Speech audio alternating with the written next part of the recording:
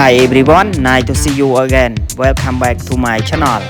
Okay, សូមលំអរកាយជម្រាបសួរបងប្អូនសម្ដេចទ្រង់ឯកឧត្តមអស់លោកលោកស្រីជាទីគោរពស្រឡាញ់បាទអូខេថ្ងៃនេះខ្ញុំបាទមកកាត់សក់បាទជូនអតិថិជនបាទអូខេអញ្ចឹងថ្ងៃនេះមានវីដេអូមួយចែកជូនបងប្អូនបាទដើម្បីស្ដាប់ជាមួយខ្ញុំបាទអូខេអញ្ចឹងកុំឲ្យខាតពេលវេលាតោះមកតាមដានវីដេអូពេញមួយតទៅបាទកុំភ្លេចចុច Subscribe Channel YouTube របស់ខ្ញុំបាទម្នាក់មួយបាទដើម្បីទទួលបានវីដេអូនៅពេលក្រោយទៀតបាទ អូ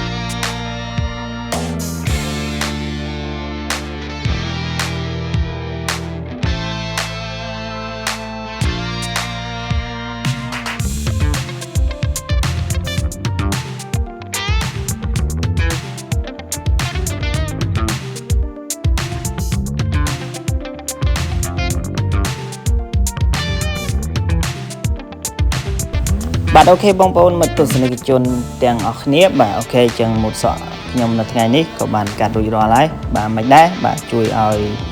បន្ទុកផងបាទអូខេអញ្ចឹងខ្ញុំក៏ដល់ពេលត្រូវជម្រាបលាបងប្អូនទៅត្រឹមប៉ុណ្ណេះសិនហើយឱកាសក្រោយយើងនឹងជួបគ្នាទៀតបាទអូខេតែមុននឹងជម្រាបលាទៅក៏សូមគោរពជូនពរបងប្អូនខ្មែរបាទទូទាំងប្រទេសកម្ពុជាបាទជាពិសេសនៅ25ខេត្តក្រុងទាំងអស់បាទហើយព្រមទាំងអ្នកនៅនីសមុទ្រផងបាទដែលបានចំណាយពេលវេលាទស្សនាវីដេអូខ្ញុំបាទតាំងពីដើមរហូតមកដល់ទីបញ្ចប់បាទអូខេសូមជូនពរបងប្អូនទាំងគ្នារកទទួលទានមានបានបាទក្នុងឱកាសឆ្នាំថ្មី2026នេះចេះតែរីកចម្រើនតទៅមុខទៅបាទអូខេវណ្ណរាត្រីក៏សូមជម្រាបលា Okay, I would like to say a big thank you to everyone for watching this video. See you next time. Don't forget to subscribe my channel. Goodbye.